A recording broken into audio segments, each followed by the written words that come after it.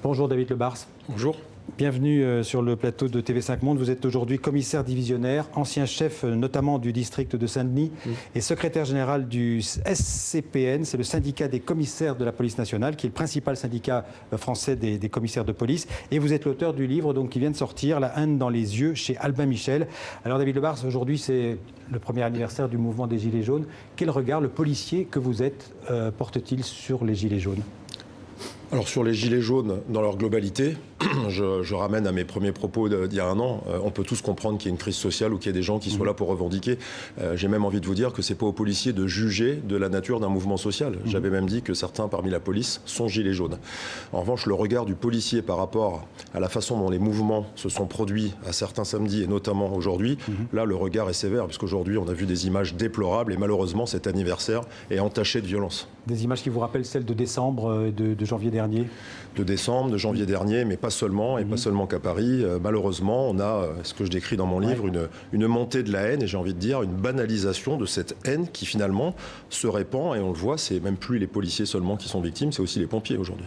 Vous écrivez dans votre livre, je vous cite, « La rue jaune a libéré toutes les haines du flic, mais aussi du riche et du haut fonctionnaire. Il y a parfois de la haine dans les yeux des gilets jaunes en face des policiers. J'ai des policiers que je connais très bien et qui j'ai travaillé pendant 25 ans sur le terrain. Le premier samedi de novembre, ils m'ont dit, on a face à nous nos voisins, des citoyens qui nous ont tout de suite insultés, qui sont venus avec une haine profonde. Alors on peut encore une fois la comprendre et parfois on sait quand on est policier, on est l'exutoire. Mais cette haine s'est rapidement traduite par de l'action violente. Et ça a été très très mal vécu par les policiers. Quand sur le terrain vous entendez dans les semaines qui suivent, suicidez-vous, tous ces propos-là font très mal à une profession. Vous faites la distinction, j'imagine, entre les gilets jaunes et les casseurs. Vous les mettez tous dans le même sac? Non, bien sûr, il ne faut jamais mettre tout le monde dans le même sac, sinon ce que je dénonce, le risque du vivre ensemble, si on fait des amalgames, on n'en termine pas. Aujourd'hui, on voit bien qu'il n'y avait pas beaucoup de gilets jaunes au sens historique et qu'on a des gens qui sont venus pour se défouler, casser, s'en prendre à la police. Moi, ce que j'aimerais ce soir, c'est que, comme je le fais moi-même, que chacun reconnaisse les faits, les causes du mal et qu'on sache faire tous les différences et ne pas choisir des camps à laisser deux bandes rivales s'affronter. Il faut qu'on sorte de ça. Alors, en un an, depuis le début du mois des Gilets jaunes, en novembre 2018, il y a quand même eu beaucoup de blessés, un côté Gilets jaunes et côté policiers. Je donne les chiffres du ministère de l'Intérieur, les derniers chiffres connus, 1800 blessés pour les forces de l'ordre, 2500 côté manifestants. Vous diriez que la police, elle n'a fait que son travail, ni plus ni moins ? Non, parce que c'est pas suffisant, les gens ont droit à d'autres explications. Quand il y a des blessés, c'est toujours des blessés de trop. Après, il faut expliquer pourquoi il y a des blessés. Quand des mouvements dégénèrent, il n'y a aucun endroit dans le monde où quand on doit rétablir l'ordre, quand les choses dégénèrent en désordre urbain, malheureusement, ça produit souvent des blessés, quelles que soient les techniques employées. Donc il faut regretter les blessés et il faut encore une fois que ce bilan-là serve à la classe politique et à la conscience citoyenne pour que chacun comprenne qu'on va dans le mur si on continue à cette banalisation de violence. Mais vous récusez totalement, vous le dites dans le livre, l'accusation de violence policière. Cette expression violence policière, ça vous énerve ? Je récuse cette sémantique qui est très dangereuse parce que ça sous-entend que la police fait usage de violence au même titre ou de la même façon que ceux qui sont en face. Il faut rappeler une chose, jamais quand on manifeste, on a une occasion légale ou morale de casser ou de commettre des délits. Voilà, on manifeste, on exprime une opinion. En revanche, en face, quand on est policier, on fait partie d'une institution qui peut être amenée à employer la force sur un commandement légitime. Donc moi, cette expression-là, je la récuse. En revanche, je reconnais qu'il peut y avoir des violences illégitimes. C'est une minorité des actions policières. Et celle-ci, c'est la justice qui doit regarder. En France, les policiers sont formés pour utiliser la violence, entre guillemets, en dernier recours. En dernier recours, mais j'ai envie de vous dire aujourd'hui, il faut qu'on regarde très sereinement comment on doit, dans le futur, former nos policiers. À l'évidence, on a été pris de court sur un mouvement très structuré et en même temps très désorganisé qui nous a mis à défaut sur nos fondamentaux. Il faut qu'on forme mieux nos policiers, qu'on les équipe mieux et qu'on s'adapte à ce type de guérilla urbaine qui, malheureusement, se sont un peu installés dans le paysage. Est-ce que les actions violentes de certains gilets jaunes ou des casseurs a eu une influence sur la façon de, de gérer les manifestations par la police ? Est-ce que les procédures ont été adaptées ? Il y a eu deux temps. Vous souvenez-vous, le 1er décembre, où tout le monde s'est fait peur, y compris le pouvoir politique, où on a cru que la République allait vaciller. Il a fallu s'adapter sur le terrain. Parce que les policiers étaient restés passifs ? Passif, non, mais sur un schéma de maintien de l'ordre classique. Et le maintien de l'ordre, c'est quand tout va bien, c'est quand on maintient l'ordre. En revanche, il y avait des violences urbaines face à nous et le schéma était trop statique. Il y a eu une adaptation sur le terrain, qui d'ailleurs est une adaptation de ce qu'on fait un peu dans les banlieues, c'est-à-dire on s'adapte à ces bandes, comme je décris dans le livre, qui font des violences urbaines. C'était de la violence urbaine. Et puis la phase 2, c'est le schéma national du maintien de l'ordre qui est en train d'être revu, repensé. Le ministre devrait se prononcer rapidement là-dessus et après, il faudra penser à la formation et aux moyens. Et par exemple, les lanceurs de balles de défense, sans faire de polémique, les grenades explosives, les grenades de désencerclement, ce sont des réponses adaptées à aux situations que vous avez vécues? Il y a deux techniques. Soit on maintient les foules à distance et il faut des armes intermédiaires, vous venez de les citer. Soit on va au contact des foules et il y a aussi des blessés. Les Allemands en ont fait l'expérience lors du G20. C'est des choix politiques. Ça appartient aux politiques de nous faire ces choix-là. Moi, j'ai maintenu dans une tribune le fait qu'il nous fallait nous laisser les LBD dans certaines circonstances. Il faut aussi que ces actions-là soient filmées pour qu'on soit irréprochable. Alors, vous ne parlez pas que des Gilets jaunes dans votre livre, hein, loin de là, mais de toutes les formes de haine ressenties par les policiers. Depuis le début de votre carrière, dans les années 90, la relation entre les Français et leur police a fondamentalement changé, d'après vous?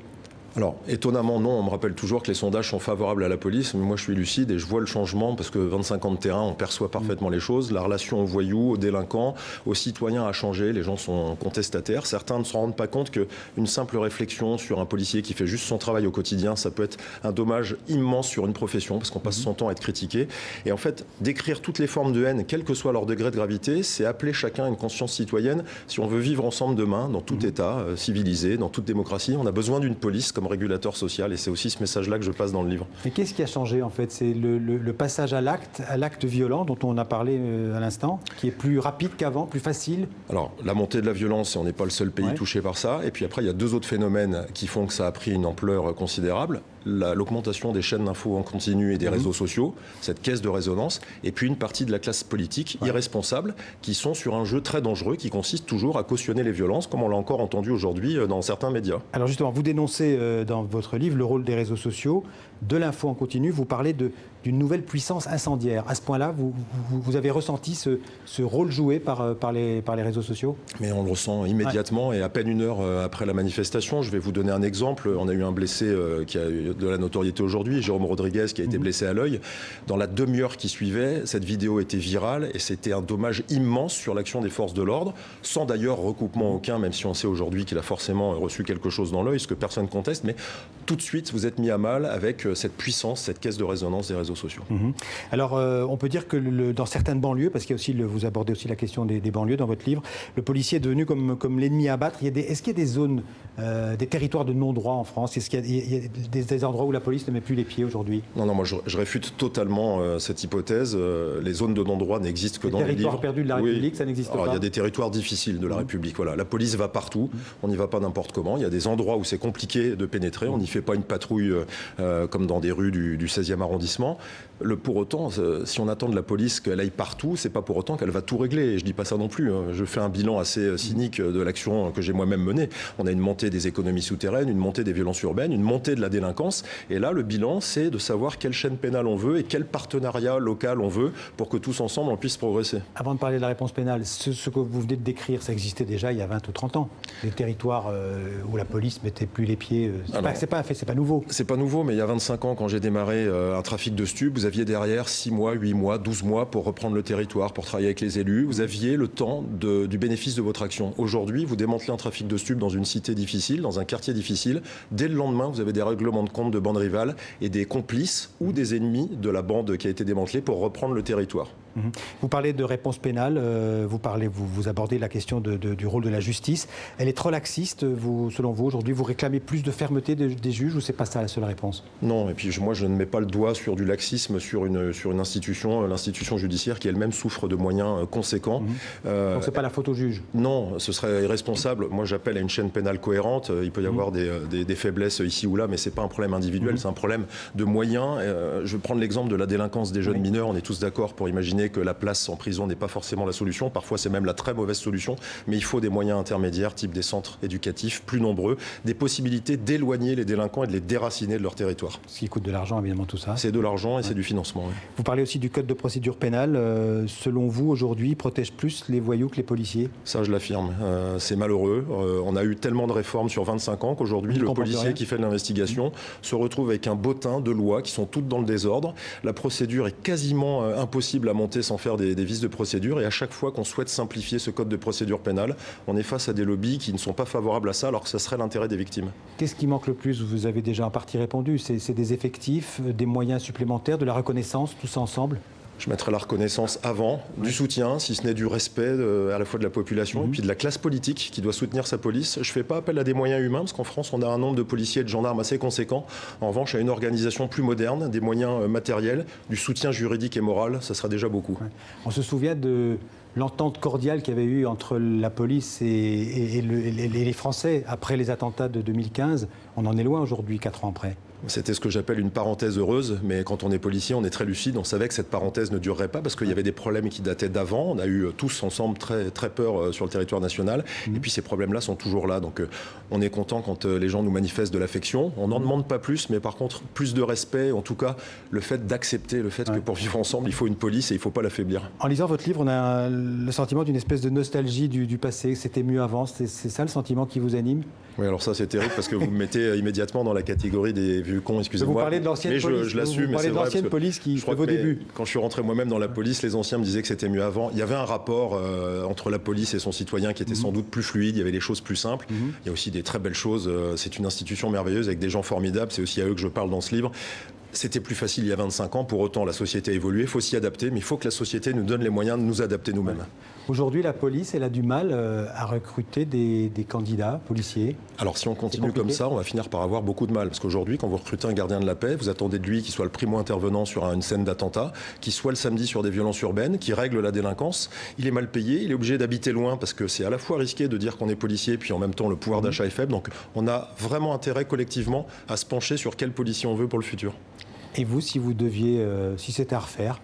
Alors moi je le referais parce que assurément c'était une vraie vocation et quand on me demande si je conseillerais de le faire, je dirais je le conseillerais mais il faut me laisser le temps de l'expliquer et de faire de la pédagogie pour qu'on ne vienne pas dans ce métier par hasard. Parce que vous dites aujourd'hui qu'il y a des policiers dont les enfants ne disent pas à l'école que leur père ou leur mère est policier ou policière. Oui, je le dis et malheureusement c'est une réalité pour nombre d'entre eux parce que dans certaines zones il est compliqué de s'afficher comme policier au risque de la propre sécurité de ses enfants ou de sa famille.